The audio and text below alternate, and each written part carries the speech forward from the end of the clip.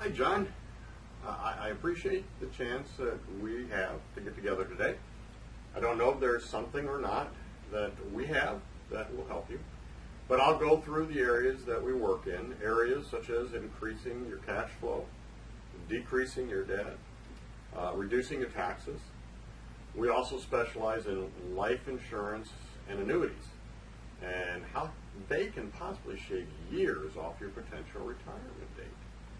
Now, after that, if there's an interest on your part, I'll go ahead and gather up some information and we'll get back at another point.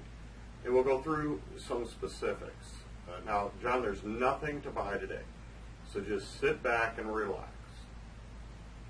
Okay, well, let me show you what we've got.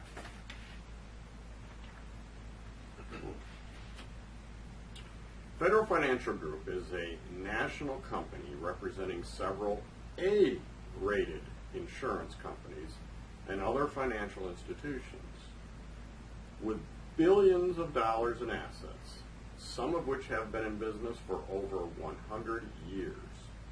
Now, what we do is teach people about money, how it works, and how to make it work better for you. Specifically, our goal is to help people become financially independent. And what that means is that the interest that you're earning on money that you've got put away replaces what you would normally earn from either a business or your salary. Now, at that point, you don't have to work anymore. You may choose to, but you don't have to. And now, John, that's financial independence. Wouldn't you like to know how you can get there the soonest? Well, that's where I'm heading. Now, what I want to do is touch on some of the issues and the challenges that face us today. And then we're going to talk about some of the solutions. First off, John, look at the last 10 years. Incomes have risen. Yes, okay? But living expenses keep going up and up. Now, for many Americans, there's no real way that incomes have kept up with the housing or a lot of other things. So what happens is people tend to get into debt, and lack of security steps in. Poor saving habits ensue, and that creates some real problems. Now, this is my point, John. Out of 100 people turning 65 today, only 7 are financially secure. That's only 7, John. Now, the other 93 are not. Now, what's their situation? Well, many of these people have to rely on family. Many rely on charity. And perhaps the majority of them, they're still working. For example, look at all the seniors that are working at Walmart, McDonald's, Wendy's. Oh, that reminds me of a story. I was speaking to a friend of mine just the other day, and he told me about something that happened while he was eating lunch at Wendy's. You know how they have people that keep the eating areas clean? Well, he was eating his lunch, and he was reading his email on his cell phone or a text or something, and he saw this little old lady come out of the back room with some cleaning supplies, and she was there to clean the tables. Now, I said this lady was at least 75 years old, if she was a day, and here she was still working, wiping down tables and mopping the floors. Well, he didn't think much of it. He's seen it all before. It's kind of the norm. So he continued eating his lunch, looking down, reading his phone, so on and so forth. But then suddenly, out of the corner of his eye, he saw the little old lady, and she was on the floor. He thought she'd fallen.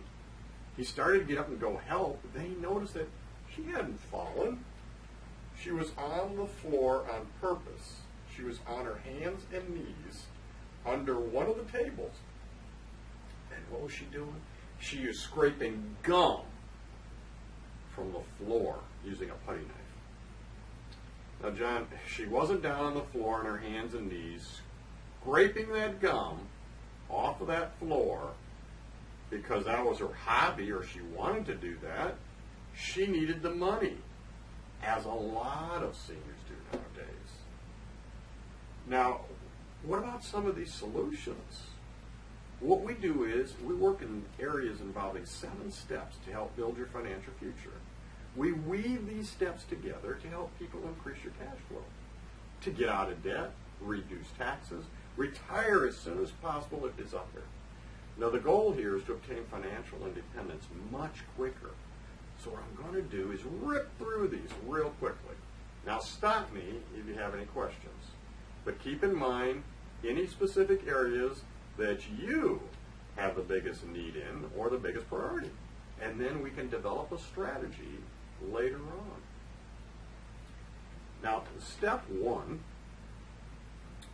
is to inspect what you expect. Now, in order to have more money later on for your future goals and dreams, you need to know where you're spending your money now. Part of understanding how money works and how to make it work better for you is knowing where your money goes. Now, we're going to introduce you to a tool where you can track your earnings and your expenses so that you can inspect what you expect. Now, the goal here is to free up extra money you didn't know you had. The extra cash could be used to pay off your debt, apply towards future dreams, or possibly shave years off your retirement. Now, in step 2, and that's increasing your cash flow. Now, John, how would you define cash flow? Okay, great. And that's a very good definition. But let's also define cash flow as this. Monthly cash flow is what's left over at the end of each month after all the money that you've earned comes in and all the expenses and your bills go up. Now, we work with firms that specialize in improving your cash flow by reducing the cost of servicing your debts. For example, let me ask you another question. At the end of the year, are you getting a tax refund or do you owe taxes? Interesting. I'm going to take some notes here if you don't mind. About $1,500, okay? And that's interesting that you say that because a recent client of ours said that he usually got back around $2,500, maybe $3,000 each year. And we said, so what you're telling me is that you're paying the government to keep your money for a little over a year and then allowing them to give it back to you with a 0% interest. He said, yeah, it doesn't make sense, does it? And you know what, John? It doesn't make sense. There are ways to take that money as it's being earned and put it back into your budget to earn more money for you instead of for the government. Now, step 3 is what we want to do here is to help people eliminate your debt. So we use 2 plans that help people eliminate your debt. The Debt Eliminator. Here's an actual client. You see, they have a 30-year mortgage, $144,000. Auto loans, $39,000. Credit cards, $10,000. Store card, $1,200. If they paid everything according to their plan, they'd be out of debt in 26.8 years. 26.8 years. Now, by following our debt eliminator, they'll be out of debt in 13.1 years, about half the time. They have the same debt, make the same total monthly payment, and there's no refinancing involved. But they're debt-free in 13.1 years, including their mortgage. Now, this is where it gets interesting. If they continue to make the same payments, but now pay it to themselves instead of just being out of debt in 26.8 years, they'll be not only out of debt, but they'll possibly have up to $500,000 in savings for their retirement. Now, in a few minutes, if you'd like, I'll be happy to gather some information And when we get back together, I'll bring you back your own personalized debt eliminator plan. Again, this is specifically designed for you. Now, John, if we can help you get out of debt years sooner than you otherwise would have been without changing your total monthly payments, John, would that interest you? Well, sure. Now, in the second part, or our plan B, it involves your mortgage. And do you have a mortgage, John? Okay. How much do you owe on that? Okay. And what is it, your home worth? Do you have any idea? What's your interest rates? And do you know what your payments are? And does that include taxes and insurance? John, do you have any idea what your FICO score is? Okay. Let me tell you what goes on here. Now, here's a debt structure of a typical family. You got a first mortgage, they got a second mortgage, they got car loans, credit cards, everything, totaling $206,000. Now, how long might it take for this family to become debt-free? Now, what they chose here was a debt consolidation loan. This allowed them to free up some additional cash to build up their emergency fund and pay down your debt or their debt sooner. In their situation, it allowed them to increase their tax deductions on the interest that they're paying. You can see that their new monthly payment here, John, is $1,192. Their old monthly payment was $1,937. Now, that's a savings of $745 or $8,940 annually. The question for them was, do we do a 15-year or a 30-year mortgage? Now, let's look at time and value of money. If they did a 15-year mortgage, their payment was $1,716 for 15 years.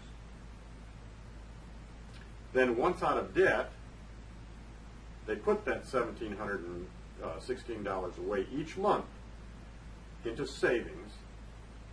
Now they could possibly have $593,801. Now, that's a lot of money. Okay, that's great. Well, let's do it differently now.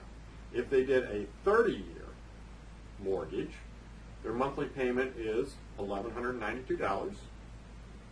Now, that's a difference of $524 from the $1,716.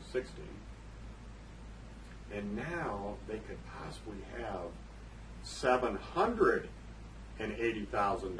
$948. That's almost $781,000. Difference of $187,000. Now, basically, in step 3, we help people get the tools where they can manage their debt, to eliminate it sooner and not have their debt manage them. Step 4 is a biggie as well, and this is creating an emergency fund. What I find is that most people don't have one. So if an emergency comes up, out comes your plastic, and that $1,800 new transmission you just purchased 3 or 4 years later down the road becomes $3,000, $4,000 transmission. See, that's what's hurting people, John. A sound emergency fund has 4 factors. It has to be safe. It has to get a good rate of return, better than a checking account. It has to be liquid, and it's got to be separate, and you have to have it systematic. So separate and systematic. Have you ever tried to build an emergency fund and a checking account? It never happens, does it? It's free game. It is going to get spent. Now, here's the point, John. If it's out of sight, it's out of mind. So what we encourage is a separate account, such as a money market account, where you can have it drafted to say $50 a month from your checking account right into your money market on the same day every month. So it's out of sight, out of mind, growing at a better rate of return, and when stuff happens, you've got the money. It not only keeps your credit card balances at zero, it also helps prevent you from dipping into your retirement savings as well, avoiding that 10% tax penalty. Now, it's simple, it's powerful, and John, it works. Now, step 5 is just utilizing life insurance to provide proper protection against loss of life. Now, loss of life leads to loss of income. You know, it's pretty devastating where mom and dad have 3 kids and then dad is suddenly gone. Something happens to him. It's devastating. And once dad is gone, so is his income. Have you ever seen that before? Now who's going to pay the house payment, the electric bill, the food? That's what's devastating, right? Part of a good financial plan is proper insurance to replace your income. And it also sets them an immediate estate. Here we do 2 things a little bit different. We look at a person's financial needs and bring back options that'll save people money while increasing their cash flow, helping them get set up with the proper amount of life insurance. Now, step 6 is the biggest one of all. And if you'll listen to me, it could change the quality of your life. Now, this is the one everyone likes the best. Step 6 is building a long-term income or long-term savings. Now, there are 2 elements at play here. 2 financial battles that you just have to win in order to win the money game. Because if you don't incorporate these, now, John, can I be strong with you here? The chances of you becoming financially independent probably won't happen. And if it does, it's way out there. So here are the 2 battles that you just have to win.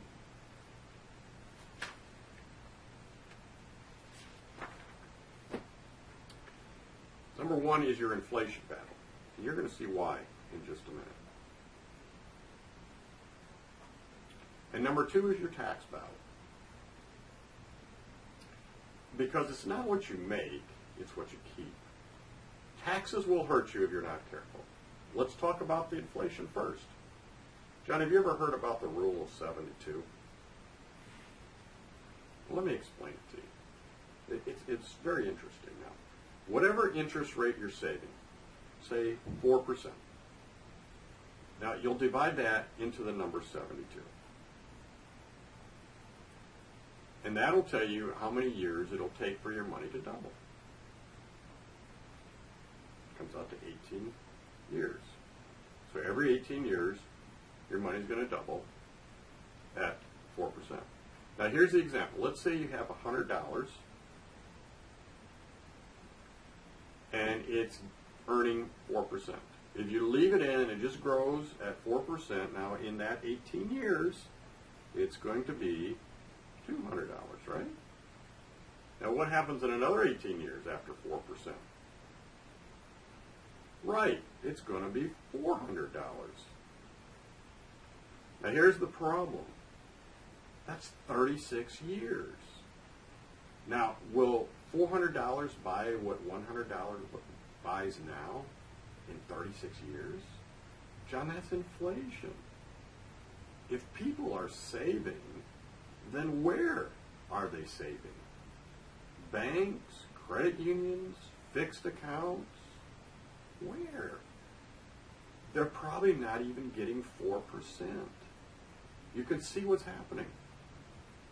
Money is growing, but inflation is growing much quicker. They're losing your purchasing power, and they may never retire. Now that's a big, big problem. The solution is to help them obtain a potentially better interest rate. Say a person could earn 6, maybe 12%. And now, let's look at this example, John. Let's assume you're 29 years old, and you have $10,000 that you want to invest. And you invest that $10,000 into an account that earns 4% interest.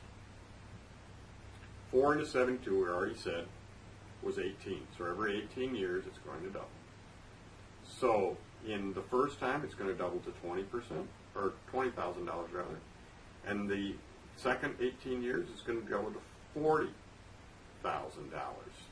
You're 65, the kids are gone, the house is paid for, and you want to retire, but you've got $40,000 to your name. How long is that going to last you, John? The way you spend probably half of that time, right? Well, I'm just kidding, of course. Now, maybe a year, maybe a little longer, if you're really frugal. And then you're out of money. And you're that greeter at Walmart. But here's the problem. We've run out of time. Who wants to work past 65? The only thing we could have changed is the interest rate. And here's the million-dollar question. If you could have had 6 or even 12% instead of 4%, would you have had a greater chance to be financially independent? And the answer is yes. Now look at the same situation. Let's assume again, 29 years old, you have $10,000 to invest. This time you're invested at 12%. Now 12% divided by 72 is going to be 6, meaning every 6 years your money is going to double. So you take that that $10,000 at 12%. The first time it's going to double. Now that's going to double 6 times in 36 years. So the first time is 20,000, and then it's going to double again at 40,000, and then it'll double again at 80,000, and then it's going to double again 160,000. It's going to double again at 320,000, and then it's going to double again 640,000. $640,000, John. Wow! Now, John, the only difference between this guy and this guy is the interest rate. Not more money or more time. They're the same age, the same amount of money, and the only difference is your interest rates. But it cost this guy $600,000. Now, John, isn't that a pretty important principle for you to learn? This alone could change your quality of life. You know what? It's not about having the $10,000. The key is saving a little bit on a monthly basis at a decent interest rate.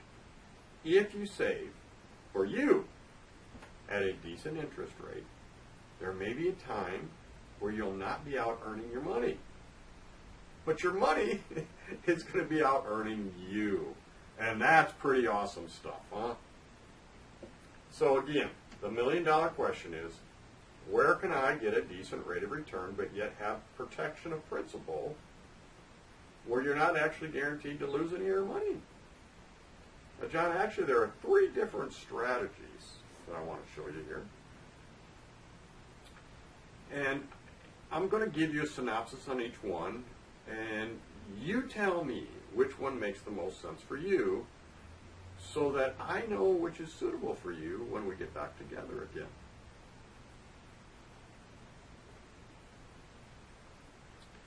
Now, the first one is fixed. In the fixed rate approach, you get a guaranteed fixed rate, but it's a low rate, approximately 1 to 4%.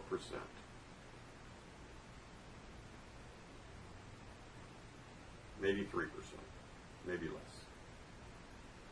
It's risky, right? Because of inflation. Now, the second approach is the market approach. So I'm going to write market here.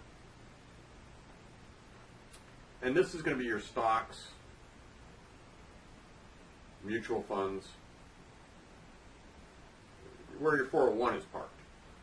Now, where you have potential for high returns, right? Sure you do. But you have a greater risk of losing that money.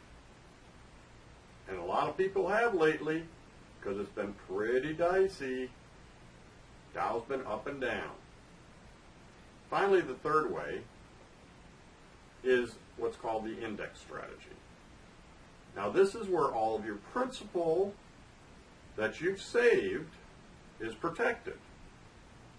All the interest that you've earned is also protected. So that means your principal and your interest is guaranteed. All interest earned is linked to what's called the S&P 500.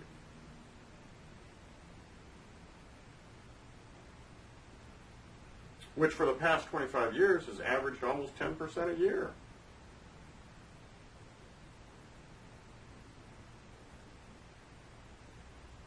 Now, of those three, the fixed, the market, and the index strategy, which one makes the most sense to you? Well, of course, the index strategy. And you know, John, that is a very popular strategy right now. But let's talk a minute about it. And you've heard about the S&P 500, right?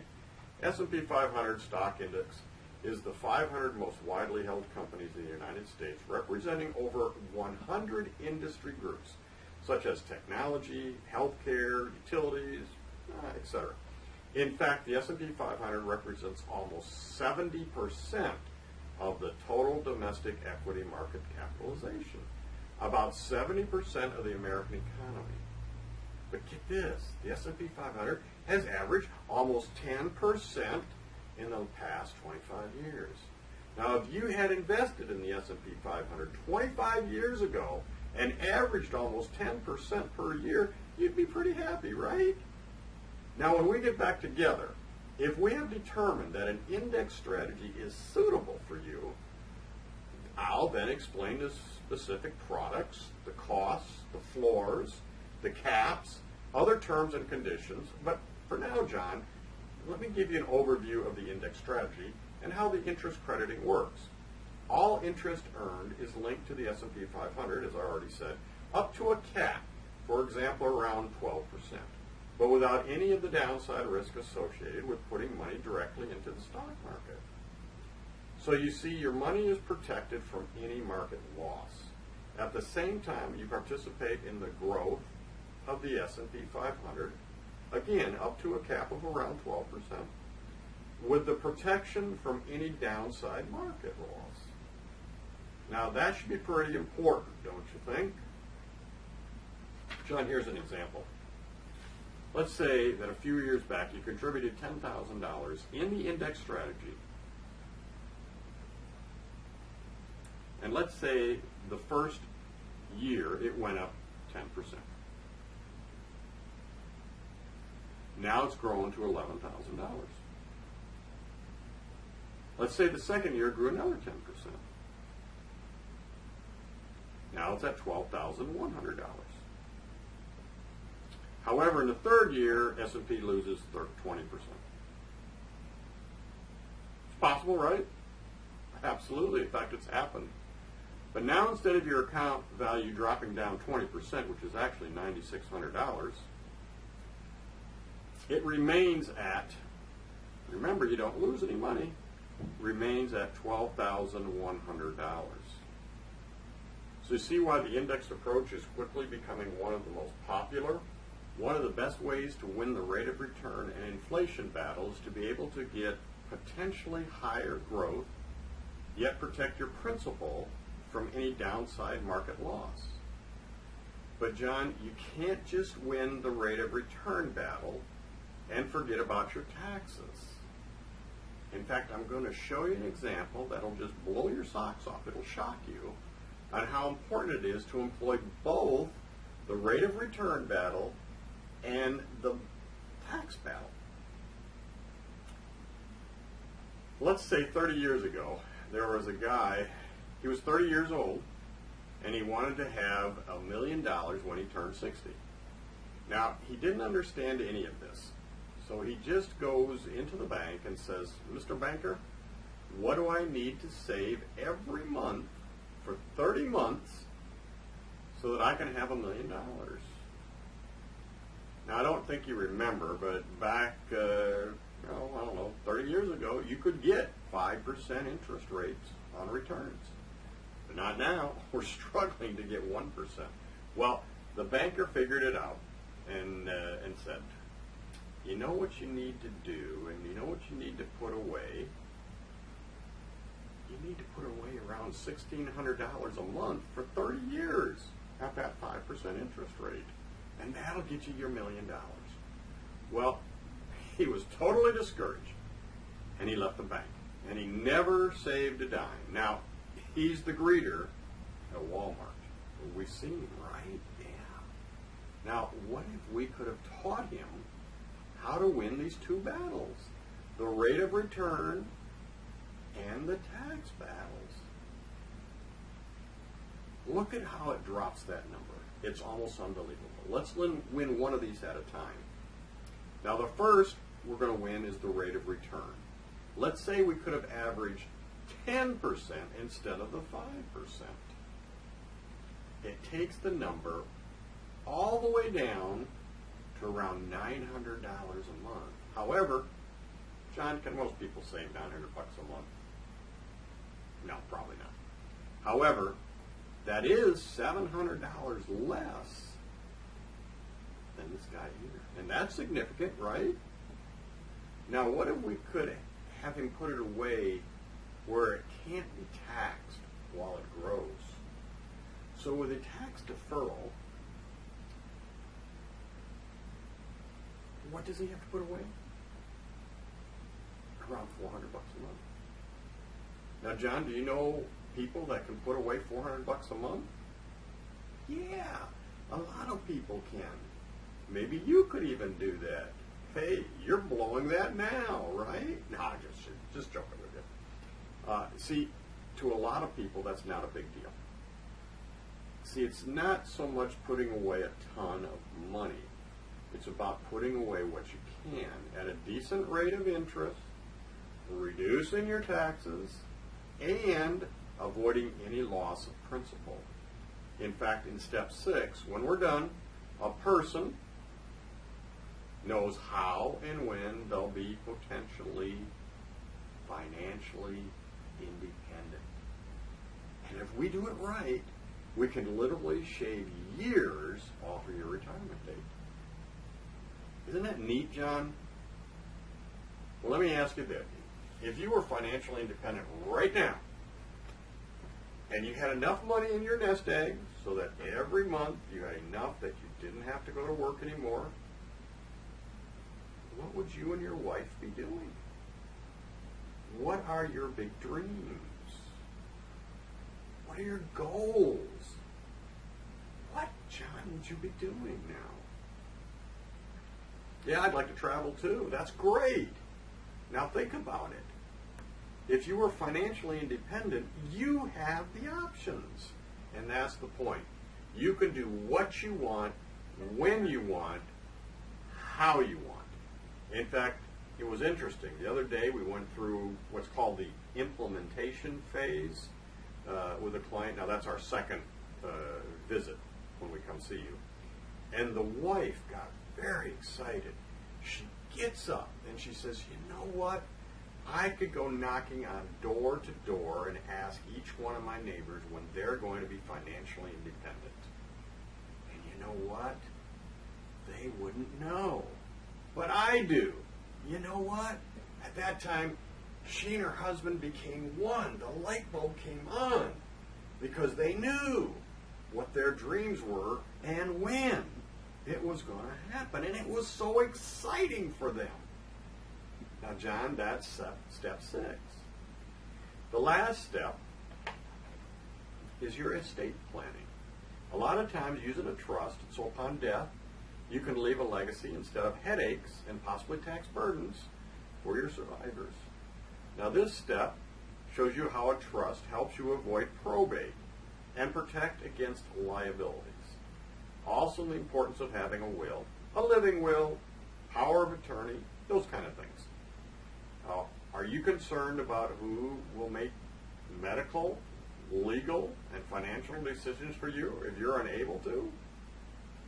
Are you concerned with who will receive your assets when you pass away? John, are you interested in updating or creating a will or a trust? Well, let me ask you, do you already have an attorney or some other advisor that you work with right now on estate planning issues? No, most people don't. Well, either you can find your own attorney if you need to, Or I can recommend a local attorney that specializes in estate planning. You also have the alternative to use a company that isn't a law firm but prepares the documentation for simple estate plans. You might even find some of these online. I know I've looked there all the time and I see them all the time. Okay, John, great. So that's step 7. And those are the seven steps. And they're kind of neat, aren't they? Now, John, let me ask you. Let's go back to these. Now, this is an important question. Of these 7 steps that we have right here, if you had to narrow it down to 2 that are the biggest priority in your life, and that's between increasing cash flow, eliminating debt, developing an emergency fund, having life insurance, building long-term financial independence, or estate planning, which 2 would they be? Yeah, you want to do the financial, of course, financial independence, sure. And emergency fund, great.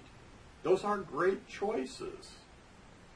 Now, John, I'm going to go ahead and taking some more notes. I've already started taking some notes, but I'm going to take some more. And let me tell you what we do.